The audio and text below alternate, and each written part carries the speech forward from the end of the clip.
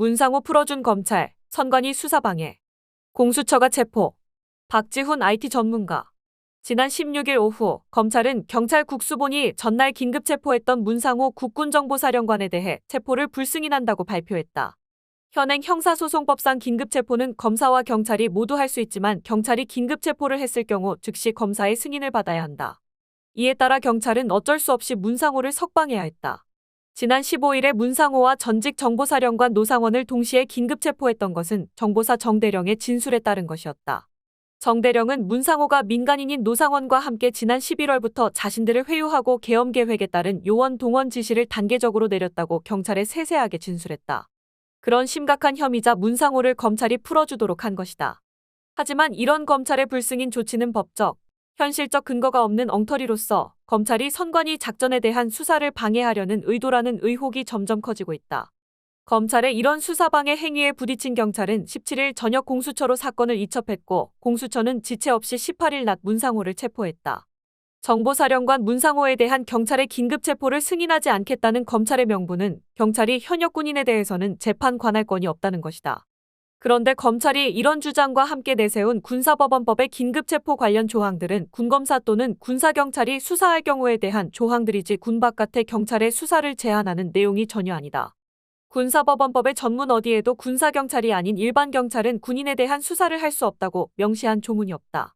오히려 군사법원법은 여러 조항들에서 구속영장 집행, 압수수색영장 집행 등의 수사 행위에 대해 군사경찰 외에 일반 경찰을 의미하는 사법경찰관리의 수사도 명문화하고 있다.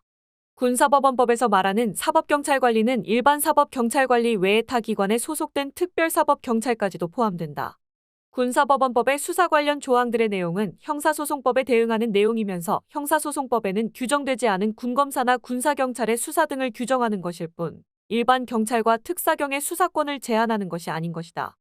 재판 관할권을 들고 나온 검찰의 주장도 말도 안 되는 억지 끌어다 붙이기에 불과하다. 글자 그대로 재판 관련의 관할권이기 때문이다. 누구나 알고 있듯이 경찰은 재판에 관여하지 않는다. 재판에 관여하는 것은 기소권을 가진 검찰이다. 검찰은 자신들이 기소 단계에서 제한되는 문제를 경찰의 수사를 차단하는 목적으로 끌어다 붙인 것이다. 군사법원의 관할권은 군사법원법 제2조에 따라 군사법원이 군인에 대한 재판권을 갖는다는 것이지 수사 단계에서 경찰청 경찰이나 지방검찰청 검사의 수사를 막거나 제한하는 조항은 군사법원법 어디에도 없을 뿐더러 오히려 구속과 압수수색 등 경찰과 검사의 수사 행위를 군사법원법 조문 곳곳에서 규정하고 있다. 요컨대 군사법원법의 조문들에 따르면 경찰은 현역 군인에 대한 구속도 압수수색도 할 수 있다는 것이다. 그런데도 긴급체포는 할 수 없다는 검찰의 주장은 수사의 기본 상식을 한참 벗어난 어불성설이다. 따라서 군사법원법에 따르면 경찰은 현역 군인 문상호에 대한 수사를 진행한 후 기소 단계에서만 군검찰로 넘겨 군사법원에서 재판받도록 하면 되는 것이다. 검찰의 주장대로라면 현역 군인이 저지르는 범죄는 군사경찰이 올 때까지 재판 관할권이 없는 경찰들은 현역 군인이 범죄를 저지르는 현장에 출동하더라도 체포하지 못한다는 억지 논리가 된다. 나아가 범죄자가 현역 군인인지 아닌지 불확실한 상황에서도 체포를 망설일 수도 있게 된다. 검찰의 이번 주장은 이런 게 당연하다는 것이다. 이는 당연하게도 있을 수 없는 일이고 실제 과거 현실 사건들에 비춰봐도 전혀 사실이 아니다. 지난 11월 전국을 떠들썩하게 흔들었던 여성 군무원 살해 사건이 있었다. 용의자는 피해자와 불륜 관계였던 같은 부대 동료 양광준으로 현역 육군 중령이었다. 이 양광준을 체포한 것은 강원경찰청이었다. 강원경찰청 형사기동대가 서울 강남까지 추적해 양광준을 긴급 체포했고 이어 강원경찰청이 신상공개까지 진행했다. 이 사건은 군무원 포함 군인이 사망한 사건은 군사법원이 아닌 법원이 재판권을 가진다는 개정 군사법원법 제2조 제2항에 따라 현재 춘천지법에서 재판이 진행 중이다. 하지만 만약 피살자의 신원이 밝혀지지 않은 상태로 수사가 진행됐더라면 경찰은 현역 군인이라는 이유로 양광준을 체포조차 할 수 없었을까? 지난 8월에 헤어진 여자친구 부모에게 흉기를 휘두르고 달아난 국방부 직할부대 소속 중사는 일산 서부경찰서 경찰에 의해 긴급 체포됐다. 경찰은 도망간 군인을 강원도까지 쫓아가 체포했다.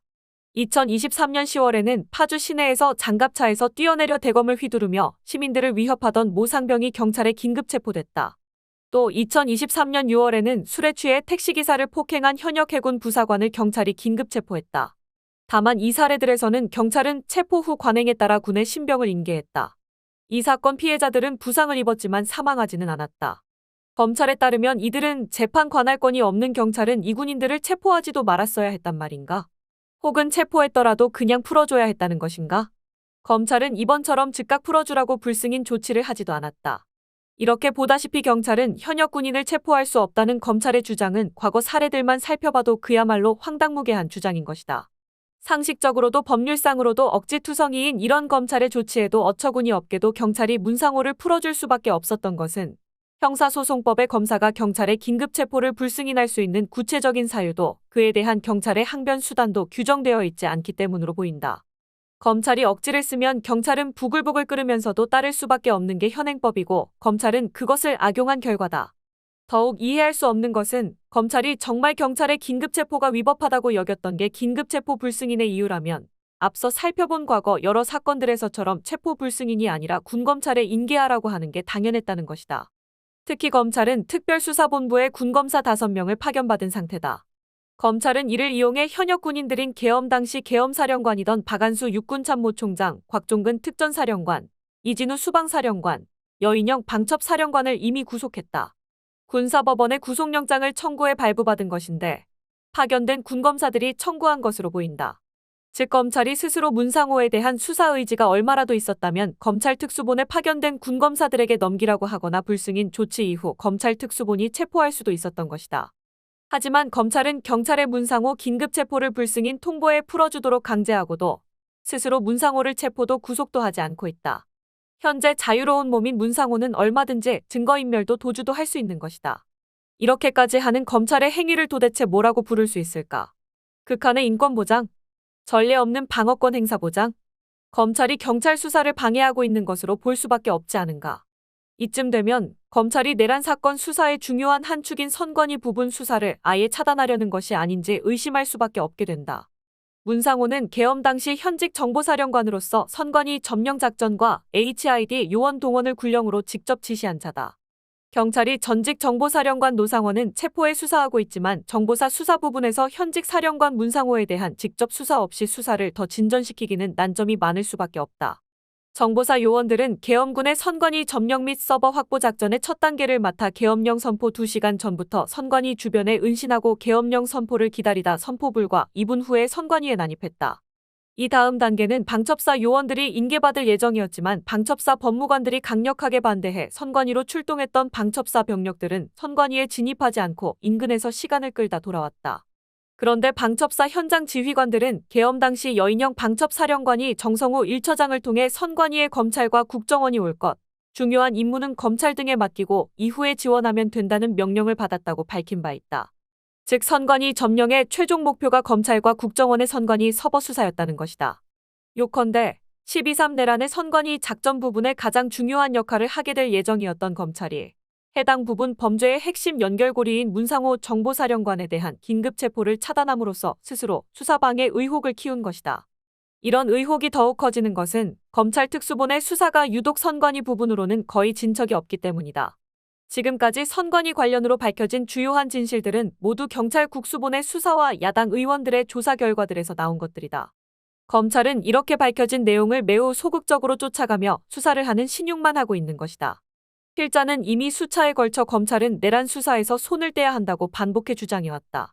생뚱맞게도 재판 관할권까지 들이대며 정보사 수사를 막아선 검찰이야말로 내란죄 수사에 관할권이 없다. 또 조국혁신당 박은정 의원의 지적에 따르면 군검사들까지 파견받아 군사반란죄 수사도 가능한 검찰은 정작 군사반란 혐의는 수사하지 않고 있다.